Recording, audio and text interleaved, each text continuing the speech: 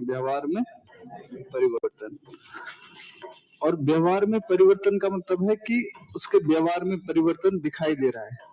किसी चीज को, किसी समस्या को वो कैसे डील करता है पहली बार और दूसरी बार में, इसके बीच का अंतर है।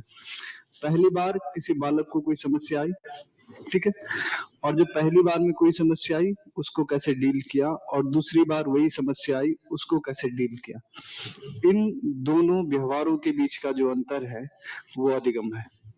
ठीक है, मैंने आपको पहले भी बताया है कि अगर एक ऐसी घटना आती, सिंपल सी घटना है जो जनरली आप देखते हैं अपने आसपास, कि वही वाली सारी चीजें कि आप जो कहानी आपने सुन रखी है बचपन में, या जो भी आपने वो पेड़ के नीचे चाहे रात को सोने का ना सोने का कारण आपको पता हो, या जंगल में जोर से चिल्लाने का जो रीजन आपको पता ना हो, ये सारी जो चीजें हैं ये आपके व्यवहार में अधिगम के साथ आती है। अब एग्जाम्पल के लिए मैंने आपको ये कहा था कि एक बच्चा पेड़ के नीचे रात के समय जल्दी इसलिए भागता है वहां से, या रात को पेड़ के नीचे इसलिए नहीं सोता है क्योंकि उसके मन में यही है कि पेड़ के ऊपर क्या है, भूत। ये पहला व्यवहार है। दूसरा व्यवहार ये है कि उसने पढ़ा और उसने सुना कि रात को पेड़ ऑक्सीजन ग्रहण करते हैं, इसलिए पेड़ के नीचे जब सोएंगे तो ऑक्सीजन की कमी होगी और कार्बन डाइऑक्साइड छोड़ते हैं तो उसकी वजह से सांस लेने में दिक्कत होगी, इसलिए पेड़ के नीचे नहीं सोना चाहिए। अब इसके बाद भी अगर वो ये कह रहा है, उसने ये चीजें तो पढ़ ली कि रात को पेड़ ऑक्सीजन छोड़ते हैं और ऑक्सीजन ग्रहण करते हैं और कार्बन डाइऑक्साइड छोड़ते हैं, ये उसने पढ़ लिया, माना फैक्चुअल चीजें उसने अपने दिमाग में रख ली, पर उसके व्यवहार में नहीं आया ये।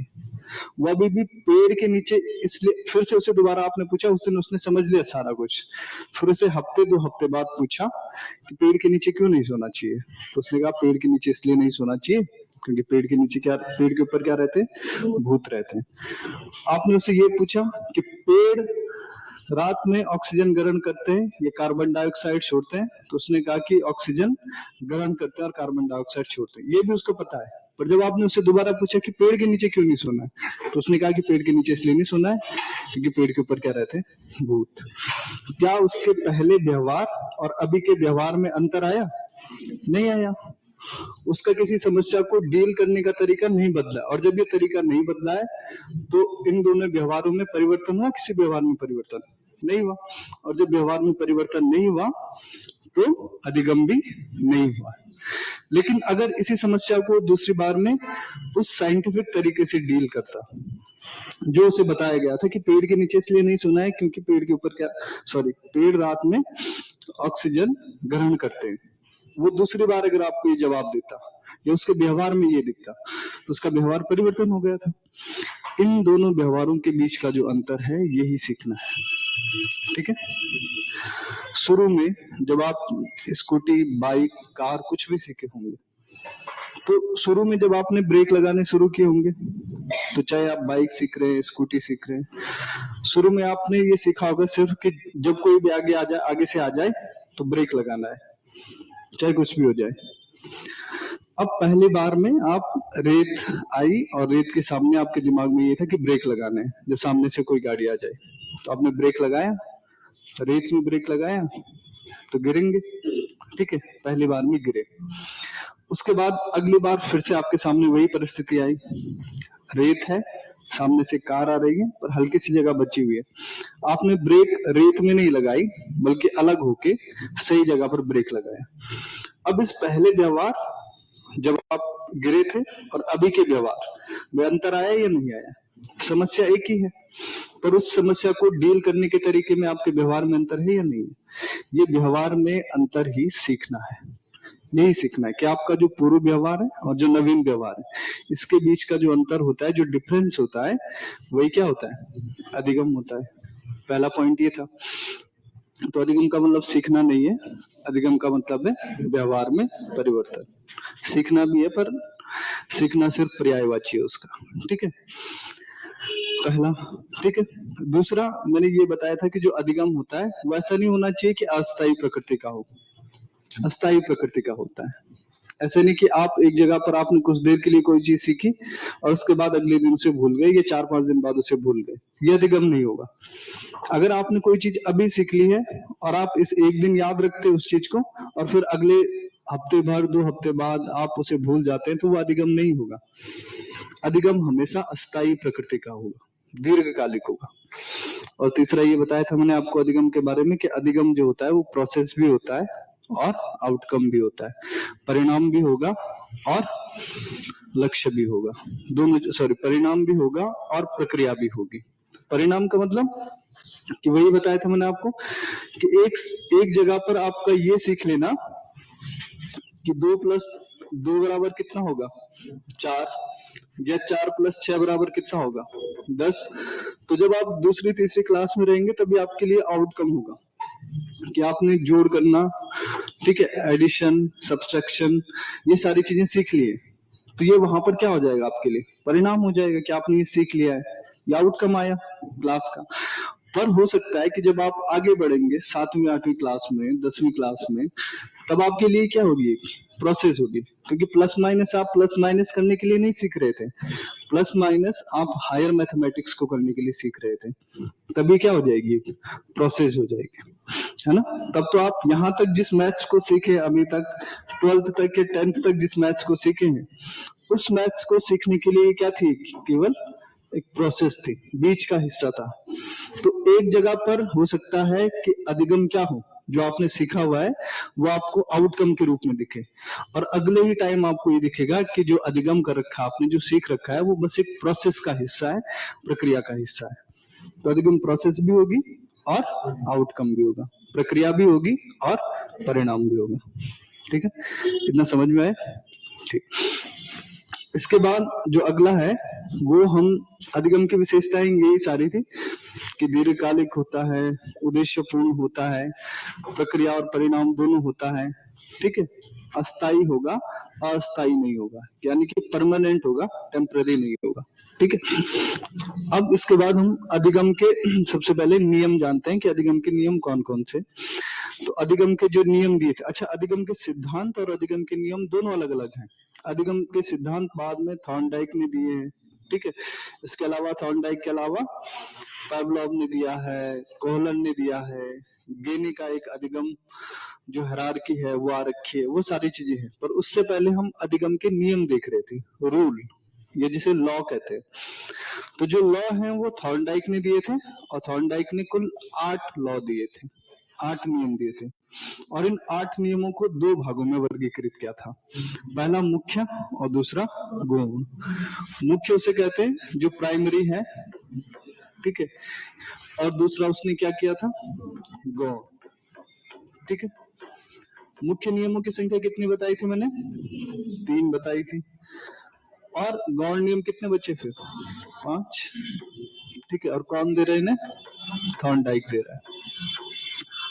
ठीक है, जो मुख्य नियम है इसमें भी मैंने 3 नियम बताए थे। पहला नियम कौन सा है, पहला नियम तत्परता का नियम।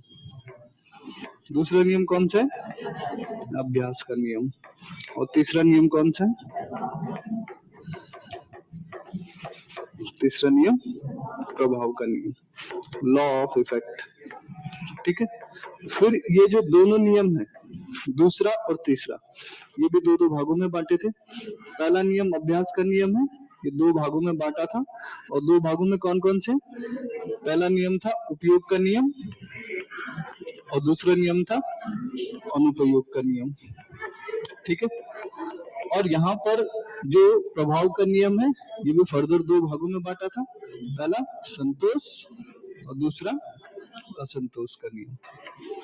ठीक है,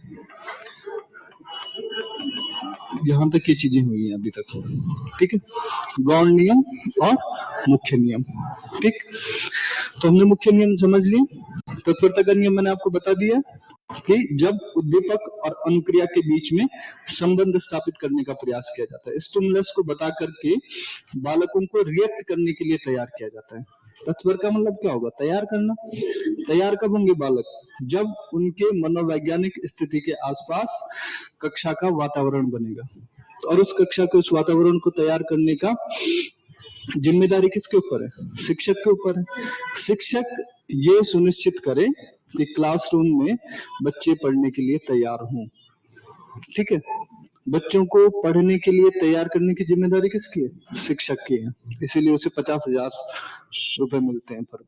ठीक है, केवल ये नहीं कि क्लासरूम में जाना और क्लासरूम में जाकर के बच्चों के समझ में आए तो ठीक है, नहीं आए तो कोई बात नहीं, ये वाला नहीं है। बच्चों को सीखने के लिए तैयार करना। ठीक है, और सीखने के लिए तैयार करने की जिम्मेदारी किसकी है? शिक्षक की। शिक्षक क्या करेगा?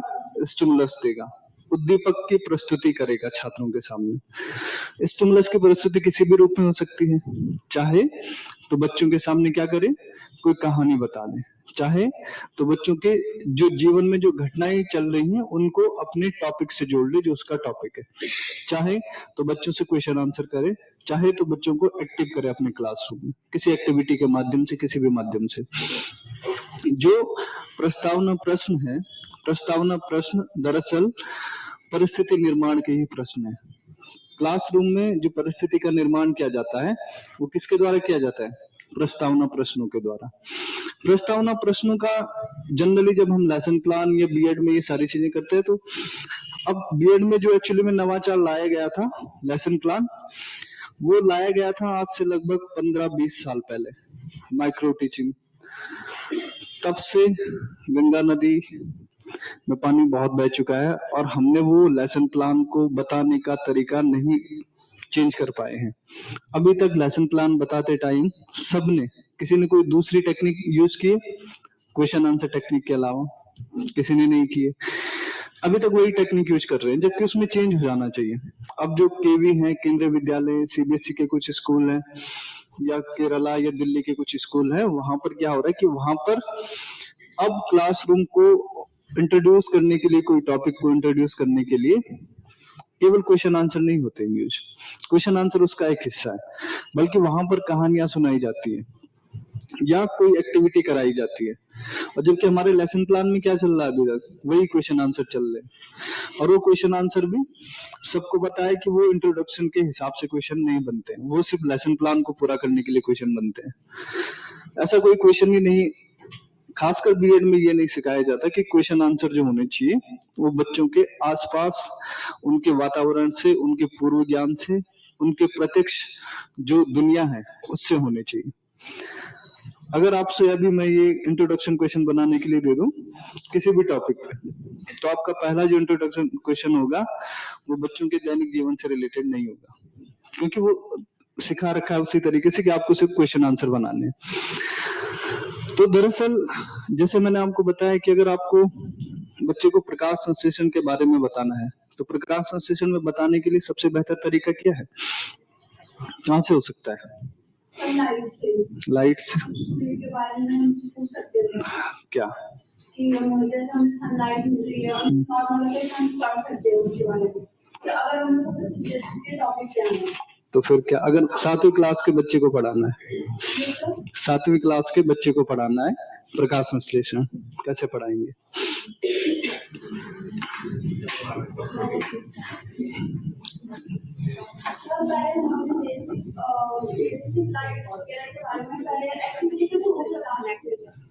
जैसे पर हमें पढ़ाना तो प्रकाश संश्लेषण है।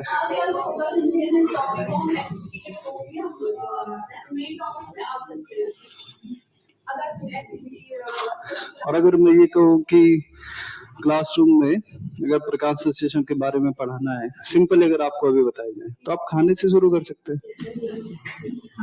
बजाय की और एक्टिविटी।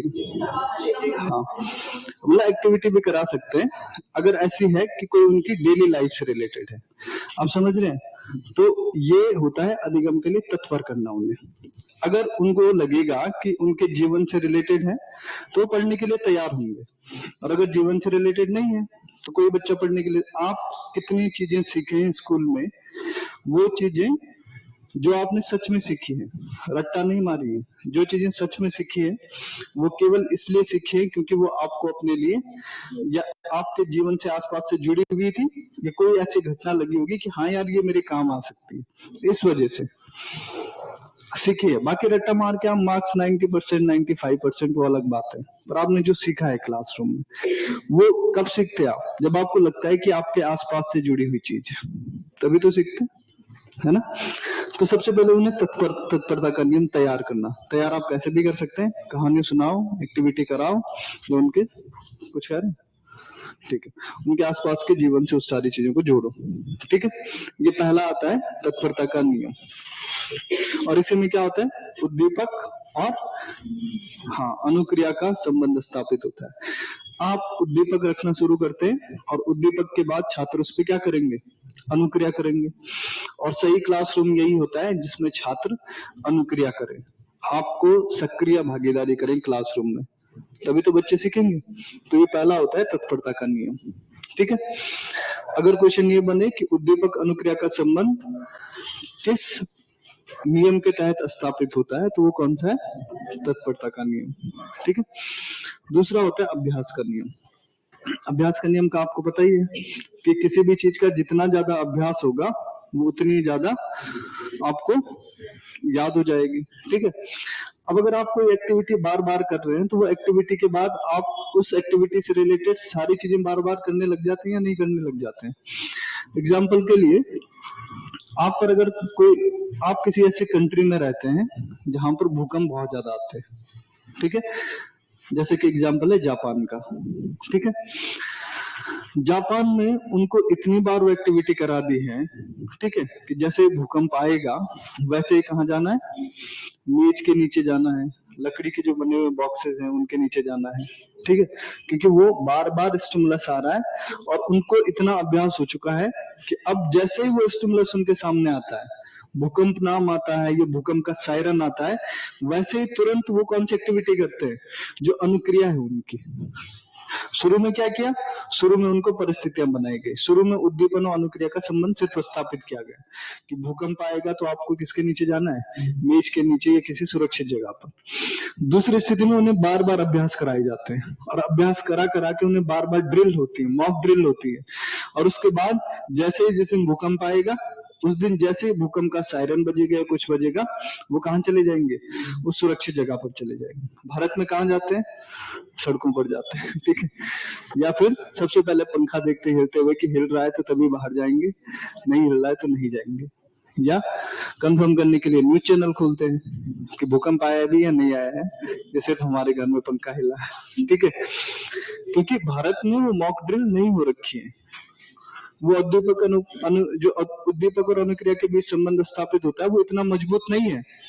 कभी कभी आ जाते हैं आपदा प्रबंधन वाले और वो सिखा देते हैं एक दो कि आपको ये करना है, ये करना है, पर वो जो उद्दीपन और अनुक्रिया के बीच का रिलेशन है, स्टिमुलस और रिस्पॉन्स के बीच का जो रिलेशन है वो स्थापित नहीं हो रखा है। और अगर स्थापित हो भी रखा है तो उसका अभ्यास नहीं हुआ है। जब अभ्यास नहीं होगा तो वो चीजें क्या हो जाएंगी, भुला दी जाएंगी। तो जिन चीजों का बार बार अभ्यास होगा बच्चे उनको और अधिक सीखते हैं और वहां पर क्या होता है, स्टिमुलस एस और रिस्पॉन्स, उद्दीपक और अनुक्रिया के बीच का संबंध और मजबूत हो जाता है अगर बार बार दोहराव होगा। और अगर बार बार दोहराव नहीं होगा तो उद्दीपक और अनुक्रिया के बीच का जो संबंध है वो क्या हो जाएगा, कमजोर हो जाएगा। अब जैसे भारत में भूकंप का नाम लेंगे तो कोई भी सुरक्षित जगहों पर नहीं जाता है शुरू में, ठीक है, 5-6 रिएक्टर तक। लेकिन जैसे ही जापान में भूकंप आता है या भूकंप का सायरन बजता है या नाम सुनाई देता है, वो तुरंत सुरक्षित जगहों पर जाते हैं, क्योंकि वहां पर उद्दीपक और अनुक्रिया के बीच का क्या हो रखा है, रिलेशन स्थापित हो रखा है। बच्चों को बार बार वो अभ्यास कराया जा चुका है, ठीक है, समझ में आया, ठीक। और तीसरा होता है, अच्छा यहाँ पर अभ्यास के नियम में दो उपनियम और आते हैं, एक उपयोग का आता है, एक अनुपयोग का आता है, ठीक है, भूकंप नहीं आया, ठीक है। तो पहले उपयोग का नियम आता है, दूसरा अनुपयोग का नियम। उपयोग का नियम कहते हैं कि बच्चा उसी चीज का बार बार दोहराव करता है जो उसे अपने लिए उपयोगी लगती है, और जब उसे उपयोगी लगती है तो उसको बार बार रिपीट करेगा, और रिपीट करेगा तो उद्दीपक और अनुक्रिया के बीच का रिलेशन क्या होगा, मजबूत होगा। और अगर बार बार रिपीट नहीं करेगा, बार बार दोहराव नहीं करेगा, इसका मतलब वो उसके लिए क्या है, अनुपयोगी है। और जो चीज अनुपयोगी होगी उसको बार बार रिपीट नहीं करेगा, बार बार रिपीट नहीं करेगा तो उसको क्या कर जाएगा, भूल जाएगा। तो इसलिए यहाँ पर कहते हैं कि अगर उद्दीपक और अनुक्रिया के बीच का संबंध और स्थापित करना है तो हमें बार बार बच्चों को क्या करवाना चाहिए, अभ्यास। ठीक है, दूसरा ये नियम है। तीसरा नियम है प्रभाव का नियम। ठीक, प्रभाव का नियम का मतलब होता है कि एक बच्चे को अगर सीखते समय, सीखने की प्रक्रिया में संतोष की प्राप्ति हो रही है, ठीक है, तो वो उस क्रिया को दोबारा करेगा। और अगर उसे असंतोष या खींच की प्राप्ति हो रही है, उसे उस चीज में कोई संतोष नहीं मिल रहा है, उसे असंतोषजनक स्थिति मिल रही है, दंड मिल रहा है, तो वो उस चीज को नहीं सीखेगा। एग्जाम्पल के लिए, एक बच्चा है और वो अभी नया नया सिगरेट पीना सीख रहा है, ठीक है, सिगरेट पी रहा है, सामने से पिताजी ने देखा तो क्या होगा, ठीक है, मार पड़ेगी जो भी होगा। फिर दूसरी बार सिगरेट पी रहा है, फिर से क्या पड़ेगी, मार पड़ेगी। और ऐसा 3-4 बार हुआ। अब वो प्रक्रिया तो करना चाह रहा है, सीखना तो चाह रहा है सिगरेट पीना, लेकिन बार बार उसे जो प्रभाव पड़ रहा है उस पे ये पता चल रहा है कि जैसे मैं सिगरेट पीना शुरू करता हूँ पिताजी प्रकट हो जाते हैं और मार पड़ जाती है। तो वहां पर क्या होगा, असंतोष। कि सीखने की प्रक्रिया में उसे या तो नकारात्मक चीजें मिल रही हैं या दंड मिल रहा है या ऐसी चीजें मिल रही हैं जिसके कारण उसके अधिगम पर नकारात्मक प्रभाव पड़ रहा है। अब ऐसा अगर बार बार होगा बच्चे के साथ तो क्या वो इस चीज को सीखेगा, नहीं सीखेगा, क्योंकि उसे असंतोष की प्राप्ति हो रही है। या एग्जाम्पल के लिए मैंने आपको एक और एग्जाम्पल दिया था कि माना कि कोई सिगरेट पीना या शराब पीना ऐसा कुछ सीख रहा है, ठीक है, अब उस प्रक्रिया में उसे संतोष की प्राप्ति हुई तो वो इस चीज को सीखेगा या नहीं सीखेगा, सीखेगा।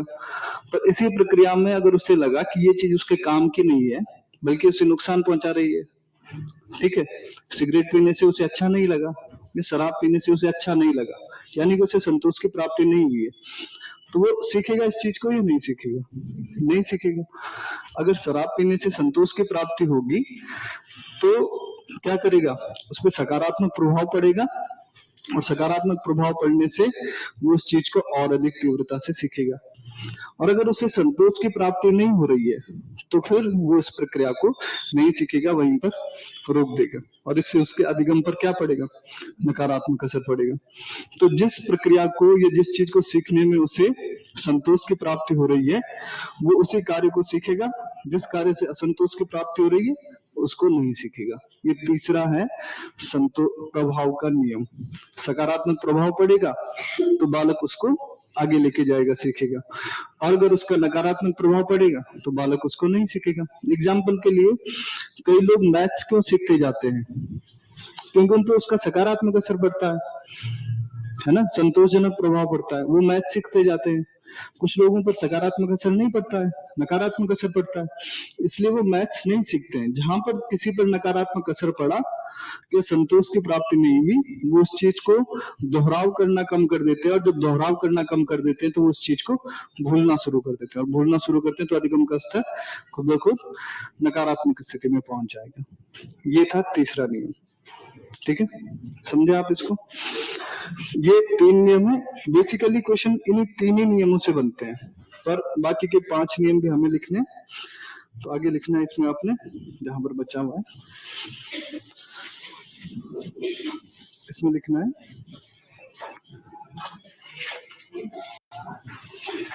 अधिगम के 3 मुख्य नियमों के अलावा, अधिगम के 3 मुख्य नियमों के अलावा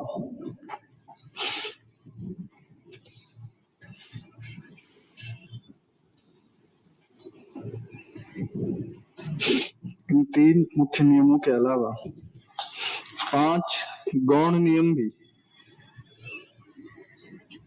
5 गौण नियम भी थॉर्नडाइक के द्वारा, थॉर्नडाइक के द्वारा प्रस्तुत किए गए, थॉर्नडाइक के द्वारा प्रस्तुत किए गए, जिन्हें निम्नलिखित रूप में, जिन्हें निम्नलिखित रूप में समझा जा सकता है, जिन्हें निम्नलिखित रूप में समझा जा सकता है।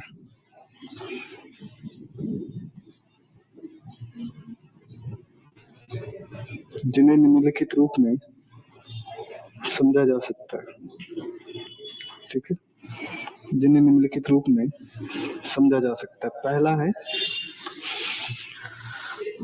पहला जो है उसे कहते हैं बहु प्रतिक्रिया का नियम।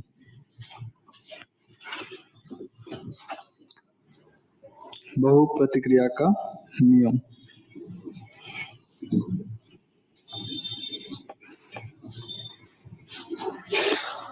लॉ ऑफ मल्टीपल रिस्पॉन्स, ठीक है, पहला नियम। दूसरा नियम लिखना है जिसे कहते हैं आंशिक क्रिया का नियम। आंशिक क्रिया का नियम, इसे कहते हैं law of partial activity.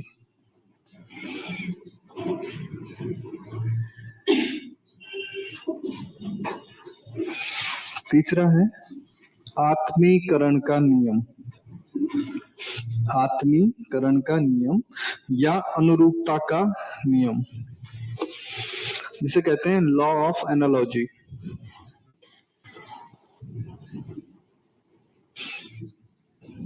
Law of analogy, आत्मीकरण का नियम, ठीक है।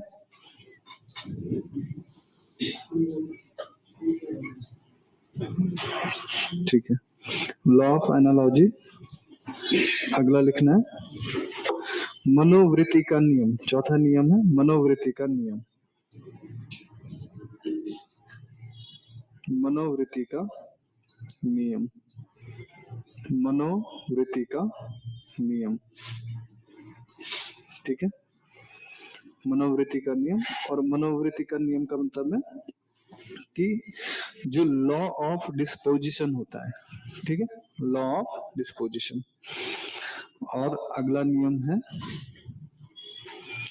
सहचार्य हस्तांतरण का नियम। सहचार्य हस्तांतरण का नियम।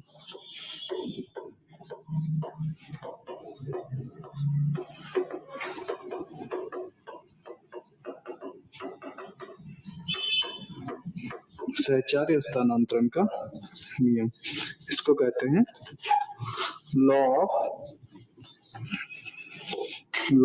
Associative shifting. Law of associative shifting, ठीक है। चलिए पहली हेडिंग डालनी है लॉ ऑफ मल्टीपल रिस्पॉन्स, ठीक है, law of multiple response. Law of multiple response, ठीक है। ये बेसिकली वैसे ही है जैसे उपयोग का नियम है और अनुपयोग का नियम है, ठीक है। लॉ ऑफ मल्टीपल रिस्पॉन्स, या इसे कहते हैं बहुअनुक्रिया का नियम, ठीक है, बहुअनुक्रिया का नियम, मल्टीपल रिस्पॉन्स। इसका मतलब क्या होगा? ये वैसे ही है लगभग जैसे कि उपयोग का नियम और अनुपयोग का नियम है, ठीक है। इसमें ये कहता है कि जब भी हम कोई कार्य करते हैं या जब भी हम कोई चीज सीख रहे हैं या जब हमारे सामने कोई समस्या आती है, तो उसके प्रति हमारे सामने जब भी कोई समस्या आएगी तो उस समस्या के प्रति कोई भी जो व्यक्ति होगा वो कई सारे रिस्पॉन्स करता है या सीखते समय कई सारे रिस्पॉन्स करेगा। आपके सामने भी जब कोई समस्या आएगी तो आपका उसका सीधा सीधा एक कोई नई समस्या आती है तो उसको सॉल्व करने का एक ही तरीका होता है या बहुत सारे तरीके होते हैं? बहुत सारे तरीके होते हैं। उन तरीकों में से जो तरीका हमें सही लगता है उस प्रॉब्लम को सॉल्व करने का, उसे हम सीख जाते हैं और बाकी चीजों को हम क्या कर देते हैं, भूल जाते हैं, ठीक है। एग्जाम्पल के लिए आपने कभी ऐसी मतलब कभी ना कभी ऐसी समस्या का सामना तो किया होगा जिसका आपके पास रेडीमेड आंसर नहीं रहा होगा, या रेडीमेड सॉल्यूशन नहीं रहा होगा।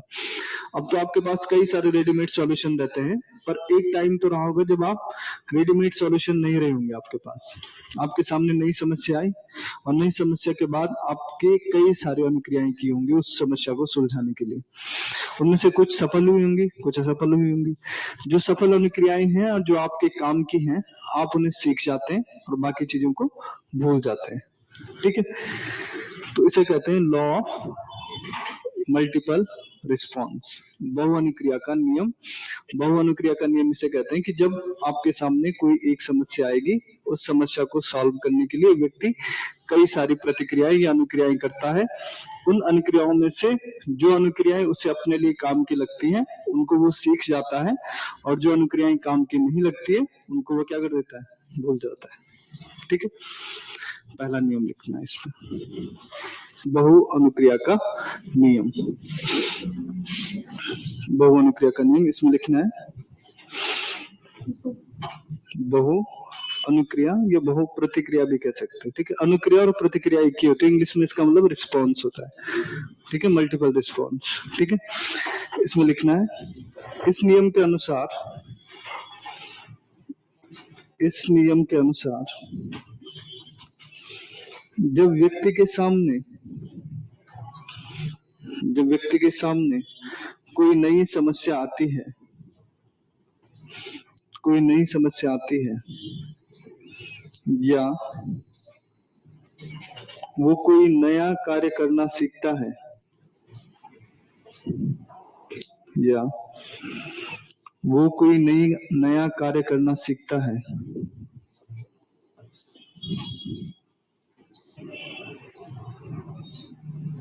या वो कोई नया कार्य करना सीखता है, तो बालक, तो व्यक्ति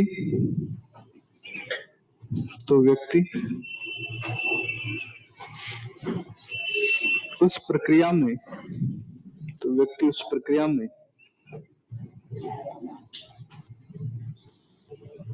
अनेक प्रतिक्रियाओं या अनुक्रियाओं,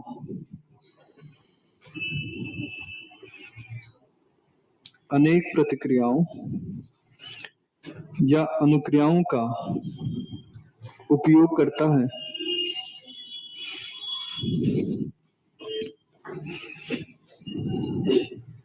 अनुक्रियाओं या प्रतिक्रियाओं का उपयोग करता है। यह अनुक्रियाएं या प्रतिक्रियाएं, यह अनुक्रियाएं या प्रतिक्रियाएं उस समय तक की जाती है,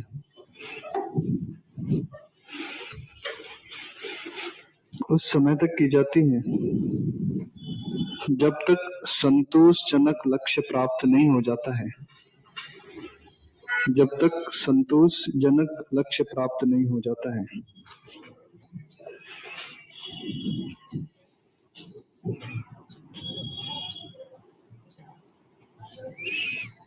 इन प्रतिक्रियाओं में से, इन प्रतिक्रियाओं में से, इन प्रतिक्रियाओं में से जो प्रतिक्रिया, जो प्रतिक्रिया व्यक्ति को, जो प्रतिक्रिया व्यक्ति को अपने लिए सही या उपयोगी लगती है,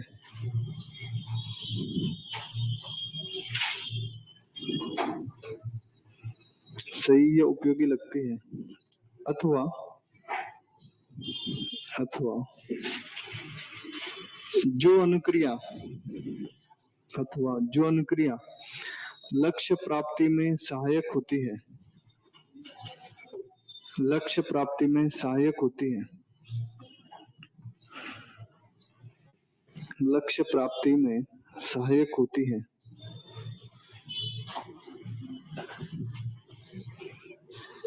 व्यक्ति द्वारा वह अनुक्रियाएं सीख ली जाती हैं,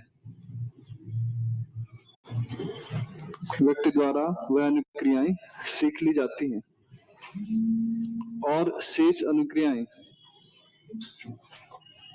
और शेष अनुक्रियाएं, और शेष अनुक्रियाएं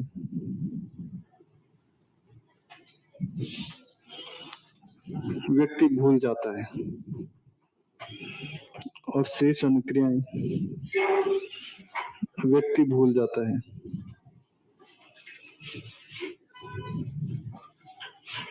और शेष अनुक्रियाएं व्यक्ति भूल जाता है। ठीक है, तो ये है बहुअनुक्रिया का नियम। आपने थॉर्नडाइक का सिद्धांत पढ़ा होगा, सीखने से रिलेटेड पढ़ा है। ठीक है, कौन सा सिद्धांत है थॉर्नडाइक का? कौन सा है? प्रयास और त्रुटि का सिद्धांत। प्रयास और त्रुटि के सिद्धांत में क्या होता है? प्रयास और त्रुटि के सिद्धांत में एक बिल्ली उस मांस के टुकड़े को प्राप्त करने के लिए बार बार अनुक्रियाएं करती है, और धीरे धीरे करके लास्ट में एक टाइम ऐसा आता है जो बिल्ली एकदम से सही अनुक्रिया करती है। जैसे उसके सामने मांस का टुकड़ा आता है, वो सीधा उसका जो लीवर होता है या बटन होता है उसको दबाती है, और उसके बाद बाहर आ जाती है पिंजरे से, और मांस का टुकड़ा उसके पास आ जाता है। जबकि शुरू में क्या करते हैं, शुरू में लगभग 50-60 बार का रिस्पॉन्स करेगी, फिर धीरे धीरे करके रिस्पॉन्स की संख्या क्या होगी? कम। अब इस प्रक्रिया में क्या होगा कि उसने बहुत सारी अनुक्रियाएं की, अगले चरण में इसमें से उसने कुछ अनुक्रियाएं भूल गई वो, क्योंकि उसको लक्ष्य प्राप्ति में सहायक नहीं हुई थी। फिर उसको याद वो है जो आसपास थे लक्ष्य प्राप्ति के, और लास्ट में वो केवल एक अनुक्रिया को याद रखती है जो उसके लक्ष्य प्राप्ति में सहायक हुई थी, बाकी अनुक्रियाओं को भूल गई। और फिर आप जितनी बार उस बिल्ली के सामने वो वाली स्थिति रखेंगे और उसी पिंजरे में उसे बंद रखेंगे, वो सीधा सही अनुक्रिया का इस्तेमाल करेगी, और जो बाकी अनुक्रिया उसने पहले की थी इधर उधर, वो अनुक्रियाएं सारी क्या करेगी? वो भूल जाएगी। तो जो थॉर्नडाइक का नियम सिद्धांत है वो भी इसी नियम पर आधारित है। जो अपना सिद्धांत है थॉर्नडाइक का, वो बहुअनुक्रिया के नियम पर आधारित है। ठीक है, अगर क्वेश्चन कभी ये बने कि बहुअनुक्रिया के नियम से किस मनोवैज्ञानिक का सीखने का सिद्धांत संबंधित है, तो किसका? थॉर्नडाइक का। क्योंकि थॉर्नडाइक ने जो बिल्ली वाला रिस्पॉन्स है, हम उस सिद्धांत को आगे पढ़ेंगे, पर वो सारा यहीं से निकलता है। ठीक है, अभ्यास का नियम अगर होगा, थॉर्नडाइक का अभ्यास का नियम है, वो किसके नियम से जुड़ता है? किसके नियम से जुड़ेगा? पावलोव वाली कहानी सुनाई थी बहुत। क्लासिकल कंडीशनिंग सिद्धांत, पावलोव की थ्योरी। जितनी बार अभ्यास होगा, अनुक्रिया और उद्दीपन के बीच में संबंध उतना ज्यादा मजबूत होगा।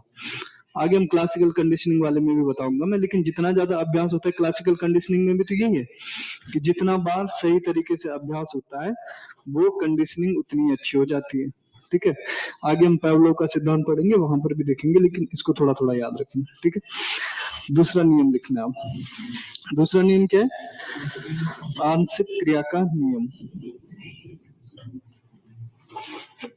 आंशिक क्रिया का नियम। आंशिक क्रिया का नियम।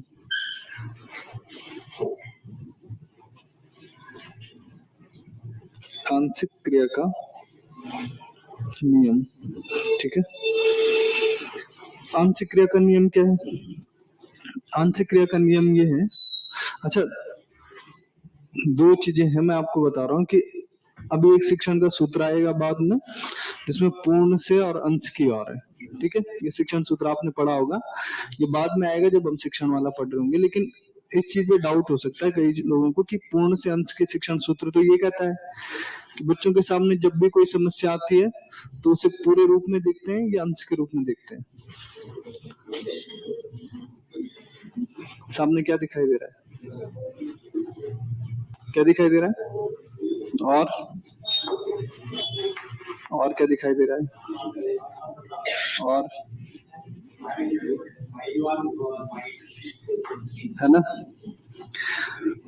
इससे मैं ये बताना चाह रहा हूँ आपको कि शुरू में आपको ये दिखा, व्हाइट बोर्ड दिखा, जब मैंने दोबारा कहा तो आपको इसके अंदर के बटन दिख रहे होंगे, ये चीजें दिखनी शुरू हुई होंगी।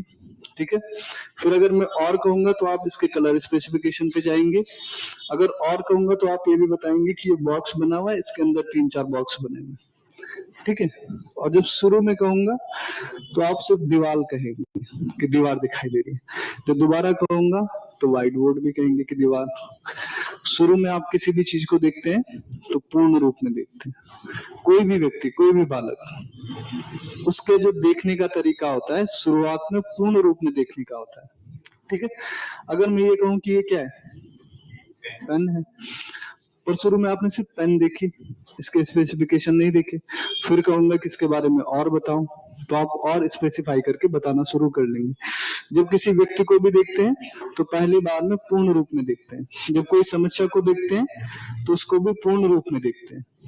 ठीक है, आप किसी भी समस्या, किसी भी वस्तु, किसी भी व्यक्ति को शुरुआत में कभी भी स्पेसिफिक रूप में नहीं देखते हैं, कभी भी अंशों के रूप में नहीं देख सकते। अगर सामने एक पेड़ दिखाई दे रहा होगा तो आप कहेंगे कि वो एक पेड़ दिखाई दे रहा है। जब दोबारा पूछेंगे तो आप पेड़ का रंग बताएंगे, जो मोस्ट प्रोबेबल है हरा होगा, पर कुछ और भी हो सकता है। ठीक है, उसके बाद आप पेड़ पर चिड़िया बैठ रखी होगी, पेड़ पे धागे लटक रहे होंगे, पेड़ पर और चीजें होंगी, उस चीज को बताएंगे। तो शुरुआत में आपको सिर्फ पेड़ दिखेगा। ये होता है कि किसी भी बच्चे व्यक्ति की जो साइकोलॉजी होती है वो शुरू में पूर्ण रूप में देखने की होती है और धीरे धीरे करके उसको अंश के रूप में। तो जब शिक्षण में जाते हैं तब तो हम पूर्ण से अंश की ओर जाते हैं, पर जब हम अधिगम वाले चैप्टर में पढ़ते हैं तो आप देखते तो किसी चीज को पूर्ण रूप में, पर जब उसका समाधान करना चाहते हैं तो समाधान आप उसका पार्ट में करना चाहते हैं, छोटे छोटे पार्ट में। अगर आपको पूरी समस्या सॉल्व करने के लिए दी जाए तो आप पूरी समस्या को सॉल्व नहीं कर पाएंगे, और अगर उसी समस्या को आपको छोटे छोटे भागों में तोड़ कर दिया जाए तो आप उसे आसानी से सॉल्व कर लेंगे। ये साइकोलॉजी है बच्चों की, खासकर कि अगर उन्हें कोई भी वस्तु बड़ी, एकदम से कोई बड़ी समस्या दी जाए या कोई कार्य सिखाया जाए, किस कार्य को एक साथ करो, तो कर पाएंगे। एग्जाम्पल के लिए आपने बॉडोमास सीखा है, सबको आता है बॉडोमास सीखा है? सीखा है? नहीं सीखा है? जिसमें ब्रैकेट होता है, प्लस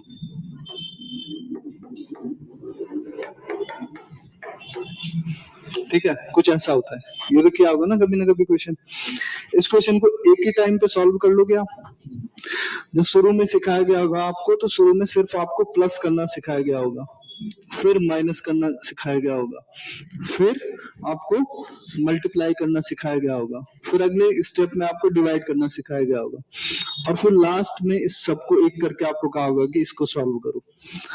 पर अगर आपको ये एक साथ सिखाया जाता, ये बॉटम में सिखाया जाता, पहले प्लस नहीं सिखाया जाता, माइनस अलग नहीं सिखाया जाता, मल्टीप्लाई अलग नहीं सिखाया जाता, तो क्या आप इसको सीख पाते? नहीं सीख पाते। यही आपकी बुक में भी रहता है, किताबों में भी रहता है कि आपको पहले छोटी छोटी चीजें पढ़ाई जाती हैं और तब आप उसे बड़ी प्रॉब्लम की तरफ लेके जाया जाता है।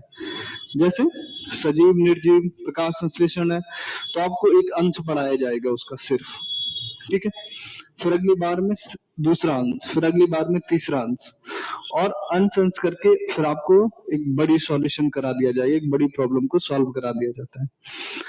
होता यह है कि बच्चे किसी भी चीज को देखते तो पूर्ण रूप में है, लेकिन जब उसका समाधान करना चाहते हैं तो वो अंशों के रूप में, जितने अगर अंशों के रूप में करेंगे तो जल्दी समस्या का समाधान करते हैं, और अगर पूर्ण रूप में करेंगे तो कभी भी समस्या का समाधान इतनी जल्दी नहीं हो पाता है जितना अंशों के रूप में होता है। इसलिए दूसरा नियम उसने थॉर्नडाइक ने कहा कि जब भी बच्चों को क्लासरूम में सिखाया जाए, कोई भी समस्या का समाधान करना सिखाया जाए या कोई नया टॉपिक सिखाया जाए, तो उसे छोटे छोटे भागों में तोड़कर सिखाया जाए। ये इसे विश्लेषण का नियम भी कहते हैं, जो विश्लेषण से संश्लेषण की ओर जाते हैं, कि किसी बड़े टॉपिक को छोटे छोटे भागों में तोड़कर पढ़ाना, और जब छोटे छोटे भागों में तोड़कर पढ़ाया जाता है तो फिर बच्चे उसे अधिक आसानी से सीखते हैं। ये दूसरा नियम कौन सा है? आंशिक क्रिया का नियम। ठीक है, तो इसमें लिखना है, इस नियम के अनुसार, इस नियम के अनुसार यदि किसी व्यक्ति को मत लिखिए, किसी बालक को, क्योंकि आपने व्यक्तियों को तो पढ़ाना नहीं है, ठीक है, किसी बालक को कोई नया कार्य, कोई नया कार्य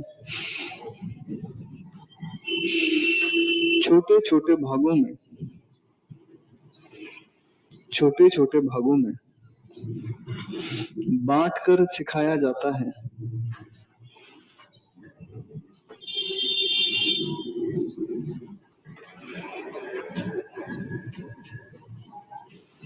छोटे छोटे भागों में बांटकर सिखाया जाता है तो बच्चे उसे अधिक शीघ्रता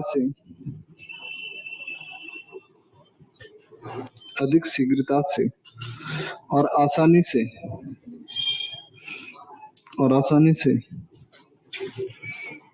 हल कर देते हैं।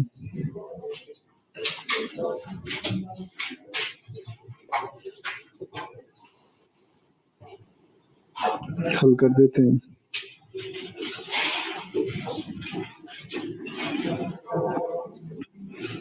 आंशिक क्रिया का यह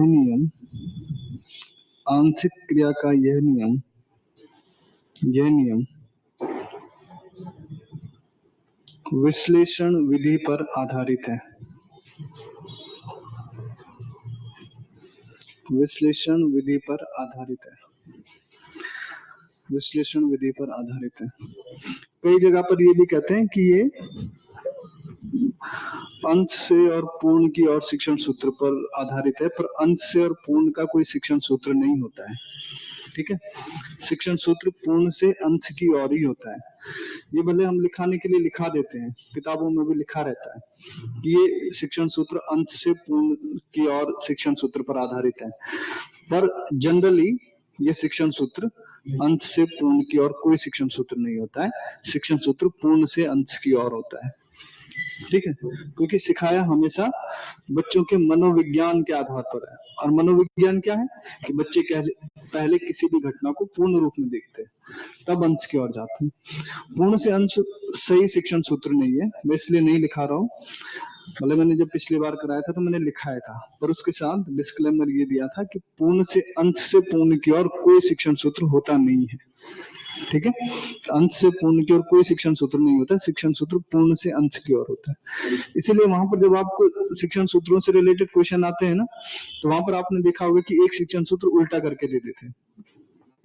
एक दे देंगे विश्लेषण से संश्लेषण की ओर, दूसरा दे देंगे मूर्त से अमूर्त की ओर, तीसरा दे देंगे सामान्य से विशिष्ट की ओर, और चौथा दे देंगे अंश से पूर्ण की ओर, और फिर कह देंगे कि इनमें से कौन सा शिक्षण सूत्र नहीं है।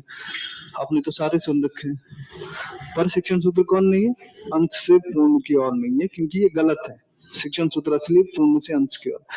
मैं इसलिए यहाँ पर इसे डिफाइन कर रहा हूँ, क्योंकि जनरली ये शिक्षण कई बार कह देते हैं कि ये शिक्षण सूत्र पर आधारित है, पर ये शिक्षण सूत्र पर आधारित नहीं है। ठीक है, ज्यादा से ज्यादा ये विश्लेषण विधि पर आधारित है, क्योंकि विश्लेषण जब विधि आएगी हमारे सामने आगे, तो विश्लेषण विधि में भी किसी बड़े टॉपिक को छोटे छोटे पार्ट में बांट कर सिखाया जाता है। ठीक है, विश्लेषण विधि यही होती है जिसमें किसी बड़े टॉपिक को छोटे छोटे भागों में बांटकर सिखाया जाता है ना। अगला जो नियम है वो कौन सा है? मनोवृत्ति का नियम। ठीक है, हाँ, तो मनोवृत्ति का भी लिखेंगे तो कुछ फर्क नहीं पड़ेगा, क्रम नहीं याद रखने, क्रम नहीं आता है वहां पर। ठीक है, मनोवृत्ति का नियम लिखो।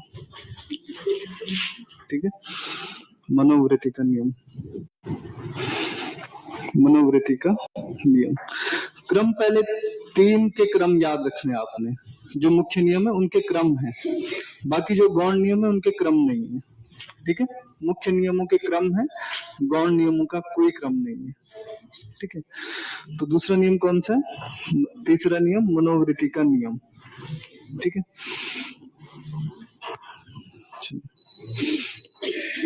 मनोवृत्ति का नियम क्या होगा? मनोवृत्ति का नियम होगा कि कोई जो बालक है वो जब सीखना चाहता है, तो मनोवृत्ति एक्चुअली में 2 शब्दों से मिलकर बना है। जो मानसिक अभिवृत्ति है, ठीक है, मन की जो अभिवृत्ति है उससे मिलकर बना हुआ है। और मनोवृत्ति का मतलब है कि कोई व्यक्ति मानसिक रूप से तैयार है सीखने के लिए या नहीं। अगर मानसिक रूप से तैयार है सीखने के लिए तो व्यक्ति सीखेगा, और अगर मानसिक रूप से तैयार नहीं है तो फिर वो नहीं सीखेगा। बस इसमें इतना ही लिखना है, पॉइंट लिखना है। इस नियम के अनुसार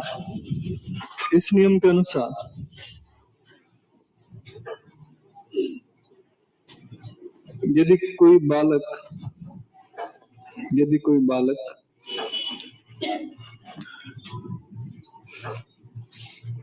अपनी मानसिक शक्तियों के आधार पर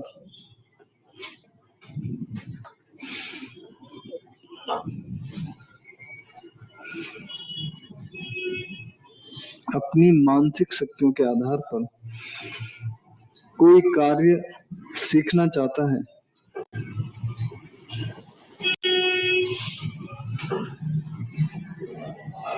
तो वह उस कार्य को सीख जाता है।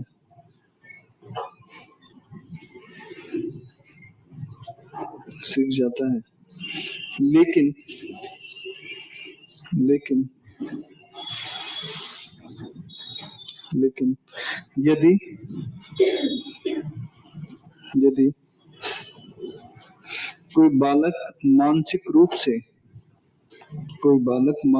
से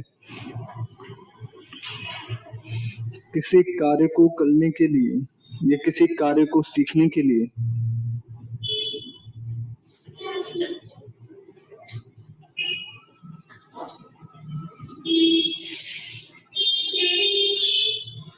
तैयार नहीं है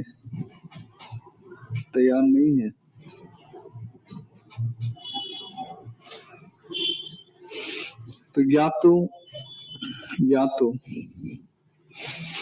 बालक कार्य को सीखने में असफल होता है या तो बालक कार्य को सीखने में असफल होता है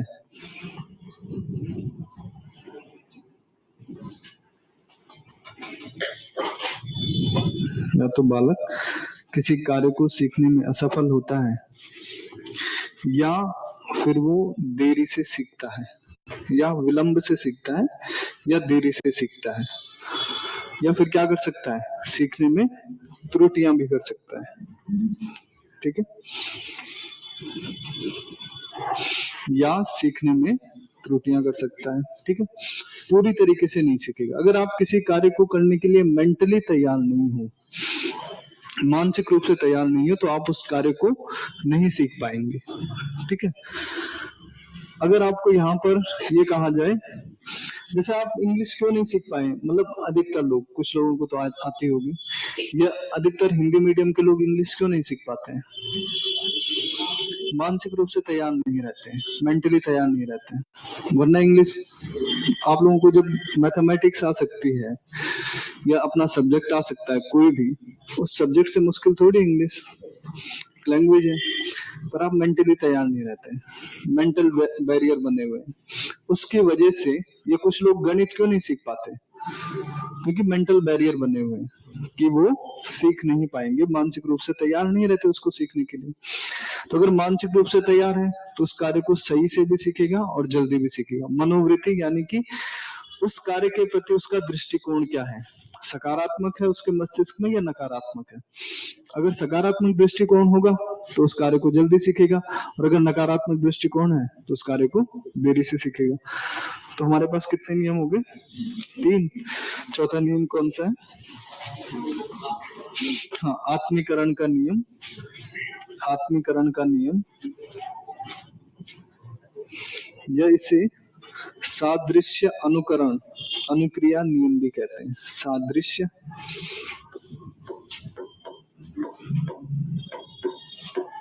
सादृश्य अनुकरण अनुक्रिया नियम। ठीक है, वैसे इस नाम को याद रखना है तो रख लो, नहीं तो रखने की जरूरत नहीं है। सिर्फ इतना याद रखेंगे कि आत्मीकरण का नियम है। ठीक है, एनालॉजी। ठीक है, आत्मीकरण का नियम क्या है? आत्मीकरण का नियम यह है कि जनरली इसे आत्मीकरण का नियम भी कहते हैं, या फिर दूसरा नाम क्या लिखा है मैंने था इसका? क्या नहीं, एक और पहले नाम लिखा था, पहले क्या लिखा था? अनुरूपता का नियम, है ना? ठीक है, जनरली क्या होता है कि जब बालक कोई कार्य कर रहा होता है तो किसी कार्य को करते समय उसके पास पूर्व ज्ञान रहता है। ठीक है, और पूर्व ज्ञान का मतलब कि उसके पास कोई भी अगर आप टॉपिक सिखा रहे हैं तो उस टॉपिक से रिलेटेड कुछ ना कुछ पूर्व ज्ञान है। यहाँ तक कि जो बच्चा पहली क्लास में आता है वो ब्लैंक स्लेट नहीं है, वो उसके पास कुछ ना कुछ नॉलेज है। जब वो इस नॉलेज को अपने नए सीखे हुए नॉलेज के साथ जोड़ लेता है तो वो जल्दी सीखेगा या नहीं सीखेगा? यानी कि अनुरूपता करता है या आत्मीकरण करता है उसका, कि ये ज्ञान मुझे पहले से आता है, उस ज्ञान को अपने ज्ञान के साथ जोड़ लिया और फिर वो उस कार्य को जल्दी सीखेगा।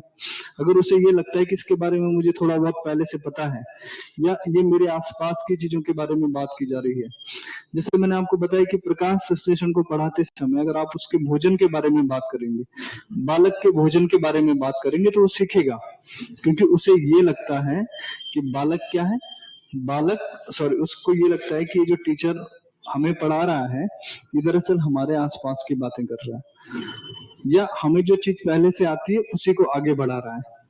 तो जब ऐसी चीजें होती हैं तो फिर बालक जल्दी सीखता है, ठीक है। और अगर ऐसी चीजें नहीं होंगी तो बालक फिर जल्दी नहीं सीखता है, ठीक है। तो इसमें लिखना जरा सा, इस नियम के अनुसार, इस नियम के अनुसार कोई बालक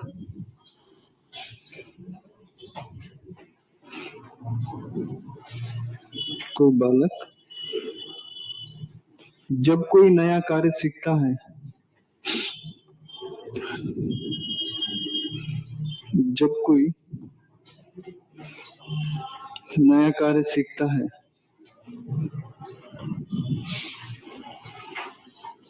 नया कार्य सीखता है, उस दौरान उस दौरान उस दौरान वह अपने पूर्व के कौशल या ज्ञान को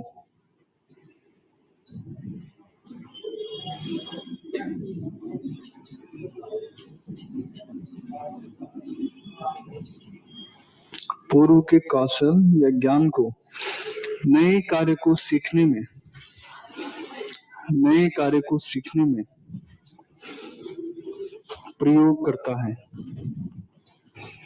नए कार्य को सीखने में प्रयोग करता है।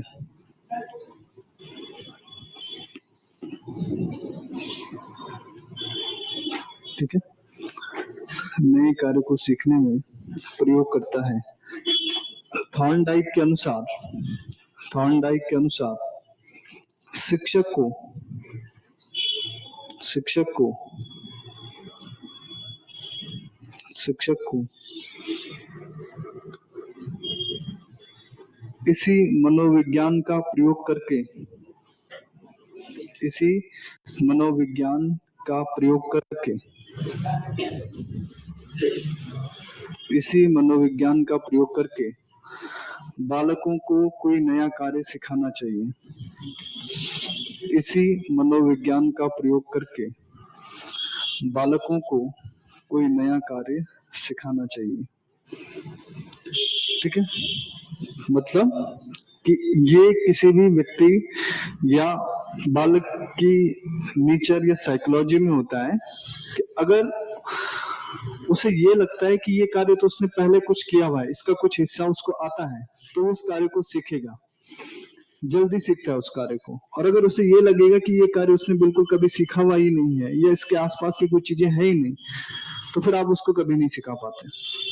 तो आपने वो सब्जेक्ट आसानी से सीखा होगा जिसमें आपको हर क्लास में आके ये लगा होगा कि ये कुछ ना कुछ आपके पूर्व ज्ञान से जुड़ता हुआ आ रहा है। आपके सामने जब कोई नई समस्या भी आती ना, तो नई समस्या के सॉल्यूशन के लिए हम अपने पूर्व ज्ञान का प्रयोग करते ही करते हैं, ये नेचर होता है। एग्जाम्पल के लिए, जब कोरोना समस्या आई ना, कोरोना प्रॉब्लम आई, तो बिल्कुल नई प्रॉब्लम थी दुनिया में, 100 साल से कोई भी ऐसी बड़ी घटना नहीं देखी थी। पर उसका सॉल्यूशन निकालने में हमने अपने पूर्व ज्ञान का प्रयोग किया या नहीं किया? पहला पूर्व ज्ञान का प्रयोग वो वाला किया जो स्वाइन फ्लू वाला था, कि मास्क पहनना है, ठीक है। दूसरा सार्क वाला किया, सार्क की बीमारी के टाइम जो चीजें चल रही थी, 2002-3 में आया था सार्क महामारी आई थी। कुछ लोगों ने प्लेग वाला किया। तो पूर्व ज्ञान को किया नई समस्या के समाधान में, और फिर उसके आधार पे कुछ और सॉल्यूशन ढूंढे। अब अगली बार जो नई प्रॉब्लम आएगी उसका सॉल्यूशन निकालने में इस वाले ज्ञान का इस्तेमाल किया जाएगा। जब भी हमारे सामने कोई नई समस्या आती है तो हम बहुत सारी अनुक्रियाएं तो करते हैं, पर वो सारी अनुक्रियाएं कैसी होती है, हमारे पूर्व ज्ञान पर आधारित होती है या नहीं होती? होती है। और उसी दौरान हम कुछ नया भी सीख रहे होते हैं। ठीक है, तो ये जो पूर्व ज्ञान पर आधारित जो अनुक्रियाएं हैं, जब बालक को सीखने में भी यही लगता है कि हमने कुछ पहले से सीखा हुआ है और उसी को आगे बढ़ाया जा रहा है जो पहले से सीखा हुआ है, तो फिर बालक उस कार्य को जल्दी से सीखता है। और अगर कहीं पर उसे ये लगेगा कि ये ज्ञान उसके पूर्व ज्ञान से कहीं रिलेट नहीं करता है, तो इतनी आसानी से नहीं सीख पाता उसे। ठीक है, इसीलिए जब बुक्स को बनाया जाता है तो इस तरीके से। अच्छा, वो छोड़िए, आपने एनसीईआरटी की किताबें तो पढ़ी है ना, चौथी, पांचवी, छठी, सातवीं, आठवीं। छठी से तो आपने एनसीईआरटी की बुकें पढ़ी होंगी मैक्सिमम लोगों ने। ठीक है, उसमें चैप्टर की शुरुआत पढ़ी है या फिर बीच से पढ़ा है? पढ़ा है। चैप्टर की शुरुआत में क्या लिखा होता है? चैप्टर की शुरुआत में कहाँ प्रस्तावना लिखी रहती है? हाँ, ये लिखा रहता है कि पिछली क्लास में हमने पढ़ा। क्या क्या पढ़ा? भले पढ़ा नहीं होता है, ठीक है, पर जो जो पढ़ा वो उसमें बताया रहता है कि पिछली क्लास में हमने पढ़ा कि पदार्थ की तीन अवस्थाएं होती हैं, ठोस, द्रव, गैस। इसी क्रम में अब हम आगे जाके वाष्पीकरण के बारे में पढ़ेंगे। ये इसलिए लिखा रहता है ताकि बालक को ये पता हो कि जिस घटना को हम अब आगे पढ़ने वाले हैं उसके बारे में हम काफी कुछ नॉलेज पहले से रखते हैं। तो जब आपको पता होगा तो वो जो वेब सीरीज बनती है ना या कोई सीरियल आता है तो उसमें यही तरीका अपनाया जाता है कि हमने पहले क्या देखा हुआ है, अब आगे क्या देखने वाले हैं, है ना। जो पुराना है वो सिर्फ 2-3 मिनटों में बताया जाता है, फिर आधा घंटे का एपिसोड चलता है। ये सारी चीजें इसी मनोविज्ञान पर आधारित है। जब हमें लगता है कि हमने ये पहले से देखा हुआ है, अगर आपको 20 से कोई ऐसा एपिसोड दिखाया जाए जिसकी आपको जानकारी नहीं है, या 20 से कोई ऐसी मूवी दिखाई जाए तो आप उसको आप देखना भी पसंद नहीं करेंगे क्योंकि आप 20 से देख रहे हैं। भले कुछ लोग होते हैं जो 20 से भी देखना शुरू कर लेते हैं, ठीक है, पर नॉर्मली आपको वो समझ नहीं आएगी इसलिए आप उसे देखेंगे नहीं। ठीक, और आप किसे देखेंगे जिसके बारे में आपके पास थोड़ा थोड़ा इन्फॉर्मेशन हो, तो उसको आप आगे देखना पसंद करते हैं। ठीक है, इसलिए ये कौन सा नियम है? आत्मीकरण का नियम या अनुरूपता का नियम, कि ज्ञान उनके अनुरूप है या उस चीज को वो अपने साथ आत्मसातीकरण कर पा रहे हैं या नहीं कर पा रहे हैं। ठीक है, समझ में आया? तो पूर्व ज्ञान या पूर्व अनुभव लास्ट है।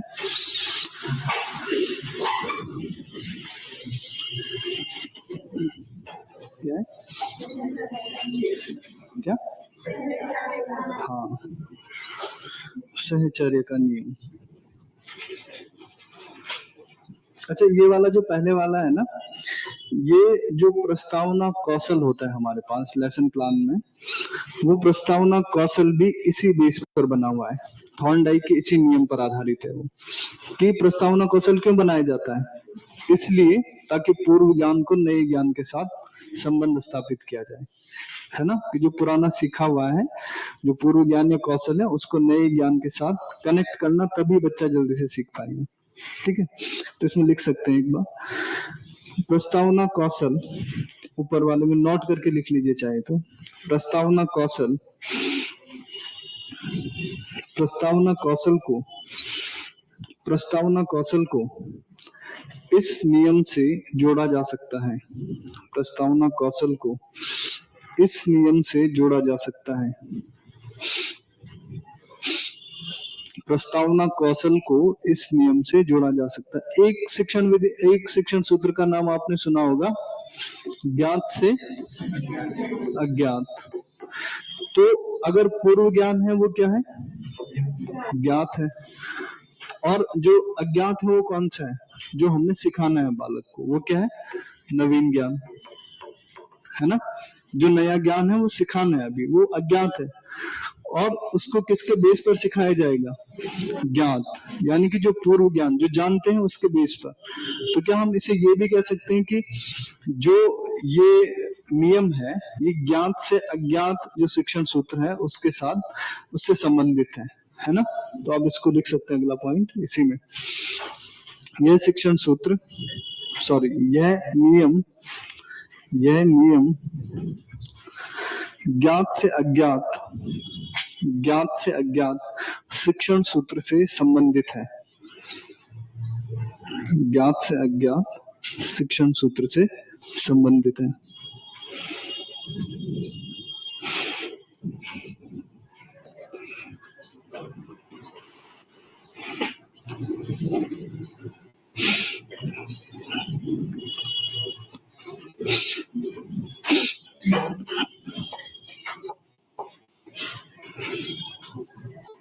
चलिए अगला है, अगला नियम कौन सा है, अब लिख लीजिए उसे,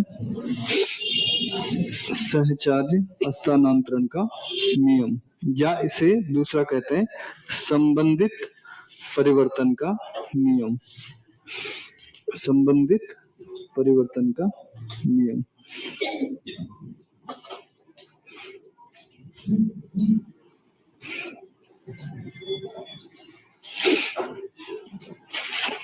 ठीक है, संबंधित प्रतिक्रिया का नियम। इसका मतलब क्या है? सहचर्य का मतलब समझते हैं आप? सहचर्य का मतलब होता है दो चीजें साथ साथ चलना।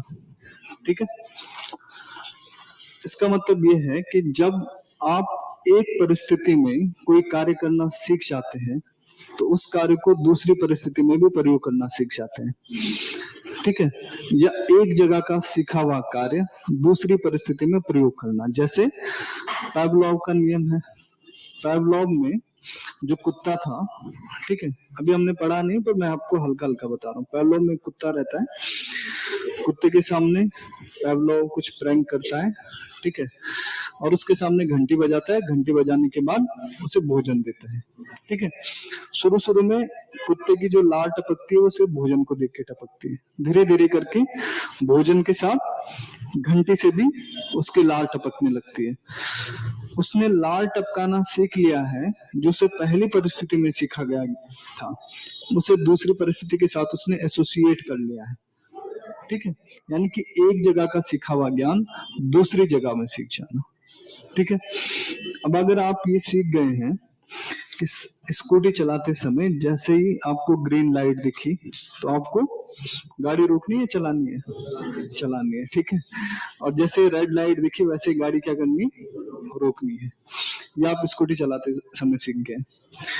अब अगर आप वहां पर कार चला रहे हैं तो कार चलाते समय भी यही यूज करेंगे नहीं करेंगे? करेंगे। ट्रक चला रहे हैं तब भी यही करेंगे नहीं करेंगे? यही करेंगे। अगर माना आप हवाई जहाज चला रहे हैं तो भी अगर आगे से रेड सिग्नल दिखाई देगा रोकना ही है ना, चलाएंगे नहीं। ये ट्रेन चला रहे हैं तो ट्रेन चलाते समय भी जैसे रेड सिग्नल दिखेगा ट्रेन रोक लेंगे या चला देंगे कि नहीं ये तो ट्रेन है, यहाँ पे रेड सिग्नल का मतलब दूसरा होता है? ऐसा तो कुछ नहीं है। जब आप एक जगह का ज्ञान है उसे दूसरी जगहों के ज्ञान के साथ एसोसिएट करना शुरू कर देते हैं। बाद में हम अधिगम स्थानांतरण पढ़ेंगे इसको लेकर के। ठीक है, पर ये दूसरा नियम है कि एक जगह के ज्ञान को, एक जगह की परिस्थिति के सीखे गए ज्ञान को दूसरी जगह एसोसिएट कर लेना। ठीक है, अब एक जगह आप सीख गए हैं कि जब आपके सामने नदी आए तो नदी को पार कैसे करना है। ठीक है, छोटी नदी है या बड़ी नदी है उसको कैसे पार करना है, अब ये आप देहरादून में सीखे हैं।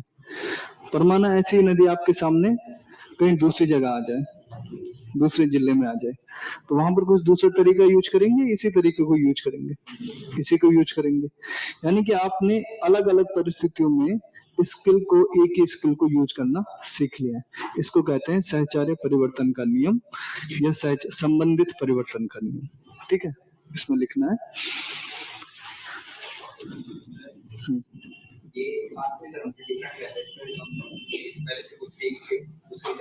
हाँ, देखो, आत्मीकरण में हम पुरानी स्किल से नई स्किल सीख रहे हैं, पूर्व ज्ञान से नया ज्ञान सीख रहे हैं, और इसमें हम स्किल का यूज कर रहे हैं, एक ही स्किल का यूज कर रहे हैं, कुछ नया सीख नहीं रहे हैं, अलग अलग परिस्थितियों में यूज कर रहे हैं। ठीक है, जैसे आपको मैथ्स आती है, इंटीग्रेशन आता है, आपने मैथ्स में सीख रखा है इंटीग्रेशन। ठीक है, अब आप उसको फिजिक्स में दूसरे तरीके से सीखते हैं या उसको वही यूज करते हैं? करते हैं ना, वैसे ही यूज करते होंगे। इंटीग्रेशन में कोई और फॉर्मूला तो नहीं लगाते होंगे, वही जो मैथ्स में सीखे वही लगाते होंगे, है ना। पर इस इंटीग्रेशन के आधार पर आगे के बड़े इंटीग्रेशन सीखना, ये हो जाएगा आपका क्या, आत्मीकरण का नियम। और उसी इंटीग्रेशन की सीखी हुई स्किल को अलग अलग परिस्थितियों में यूज करना, वो होगा आपका साहचर्य परिवर्तन का नियम। समझा? हाँ, तो इसमें लिखना है, पहले कभी इस नियम के अनुसार, इस नियम के अनुसार, इस नियम के अनुसार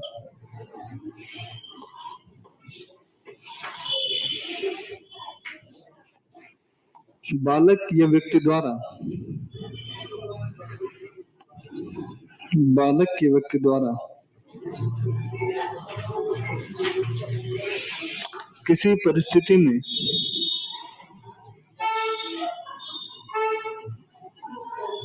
किसी परिस्थिति में सीखे गए ज्ञान, किसी परिस्थिति में सीखे गए ज्ञान या कौशल को,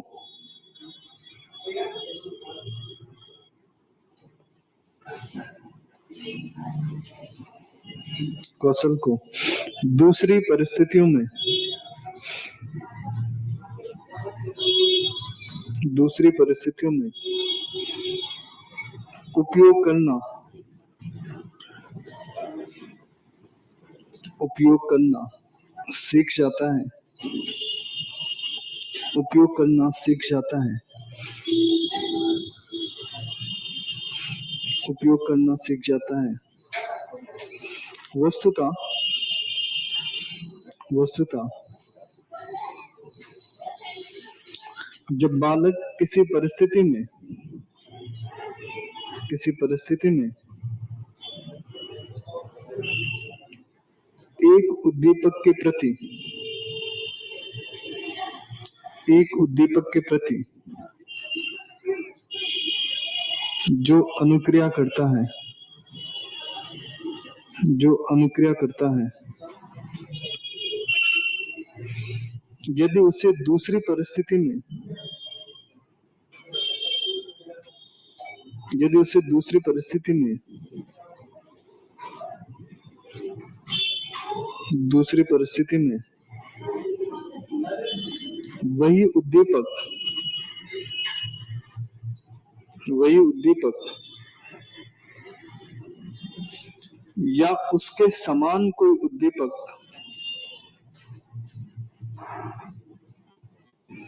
या उसके समान कोई उद्दीपक प्रस्तुत किया जाता है, प्रस्तुत किया जाता है, तो वह दूसरी परिस्थिति में भी, तो वह दूसरी परिस्थिति में भी उस उद्दीपक के प्रति, उस उद्दीपक के प्रति समान अनुक्रिया करता है, समान अनुक्रिया करता है, समान अनुक्रिया करता है। ठीक है, जैसे उसने एक परिस्थिति में कोई अनुक्रिया की, दूसरी परिस्थिति में भी वही अनुक्रिया करेगा। ठीक है, समझ में आया आपको ये? कि जैसे यहाँ पर एक परिस्थिति है और एक परिस्थिति में बालक के सामने कोई उद्दीपक रखा गया। ठीक है, अब इस परिस्थिति में बालक ने उद्दीपक के साथ कोई अनुक्रिया स्थापित कर ली कि जैसे वो उद्दीपक दिखाई देगा वो उसके प्रति कोई अनुक्रिया करेगा। अब कोई दूसरी परिस्थिति आई तो दूसरी परिस्थिति में भी वो उस उद्दीपक के प्रति वही अनुक्रिया करेगा, या उसके समान, उससे मिलता जुलता कोई उद्दीपक आए तो उसके समान समान अनुक्रिया करेगा। इसे कहते हैं साहचर्य या संबंधित परिवर्तन का। एक उद्दीपक के साथ अगर दूसरे उद्दीपक को भी सीख जाता है, जैसे पैवलोव वाला है, तो पैवलोव में क्या करता है, जो कुत्ता रहता है वो भोजन के साथ साथ दूसरी परिस्थिति के साथ भी वही कार्य करना सीख जाता है, यानी कि जब घंटी बजती है तब भी वही कार्य करना सीख जाता है। इसमें एक और पॉइंट लिख लीजिए, इस नियम के अनुसार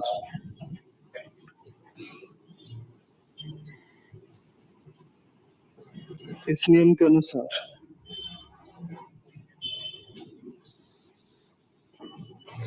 इस नियम के अनुसार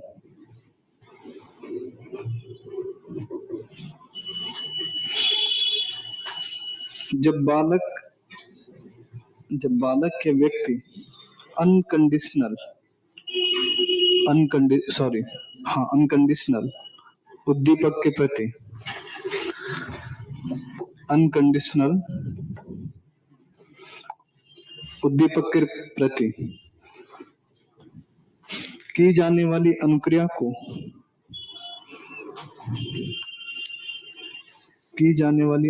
को कंडीशनल उद्दीपक के साथ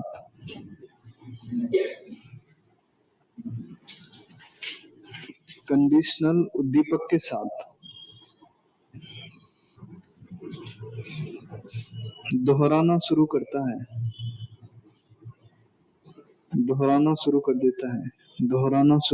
है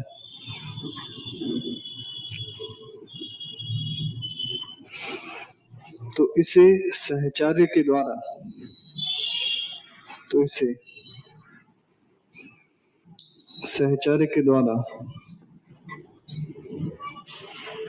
सीखना कहते हैं। ठीक है, जैसे पावलोव के सिद्धांत में अनकंडीशनल उद्दीपक कौन सा होगा? अनकंडीशनल उद्दीपक क्या होगा? भोजन होगा या घंटी होगी? कौन होगा? भोजन वाले कितने और घंटे वाले और बाकी लोग? घंटी वाले कितने लोग? अनकंडीशनल का मतलब समझ रहे हैं आप? अनकंडीशनल का मतलब क्या होगा? स्वाभाविक होगा या अस्वाभाविक होगा? अस्वाभाविक। अनकंडीशनल का मतलब जिस पर कोई कंडीशन नहीं लगी है। जिस पर कोई कंडीशन नहीं लगी हुई इसका मतलब क्या हुआ? स्वाभाविक। समझ रहे हैं आप? इस पर कई बार डाउट होता है, यूसी लिखा आता है और सी लिखा आता है। अनकंडीशनल का मतलब जिस पर कोई कंडीशन नहीं लगी हुई। जिस पर कोई कंडीशन नहीं लगी हुई वो नेचुरल होता है। नेचुरल का मतलब स्वाभाविक। और जो कंडीशनल होता है उस पर कोई कंडीशन लगी, उसे कंट्रोल परिस्थितियों में रखा गया। घंटी बजाना कंट्रोल्ड है, वो स्वाभाविक नहीं था। वो भोजन के साथ कंडीशन उसकी बैठाई गई है, फिर उसके बाद उसको प्रस्तुत किया गया। ठीक है, तो जो अनकंडीशनल उद्दीपक के प्रति जो अनुक्रिया करता है वही कंडीशनल उद्दीपक के प्रति भी करने लगता है। ये हम आगे जाके पावलोव का नियम पढ़ेंगे, फिर वहां पर देखेंगे इसको डिटेल में। ठीक है, तो फिलहाल ये सहचर्य था। बस इसी से मुझे एक रिलेटेड, ये नियम में नहीं है थॉर्नडाइक के, लास्ट चीज बता रहा हूं मैं आपको। एक वर्ड आता है उद्दीपक का सामान्यीकरण। ठीक है, उद्दीपक का सामान्यीकरण। ये बस मैं आपको हल्का सा समझा रहा हूँ, लिखना नहीं, इसे समझना है बस। उद्दीपक का सामान्यीकरण।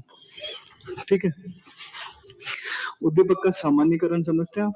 Generalisation of stimulus. ठीक है, इतना मैंने बता दिया, इसके आगे का आपको बताना है। ठीक है, क्योंकि आप फिर से ट्रांसलेट करके बता देते मुझे। बताओ उद्दीपक का सामान्यीकरण क्या होता है?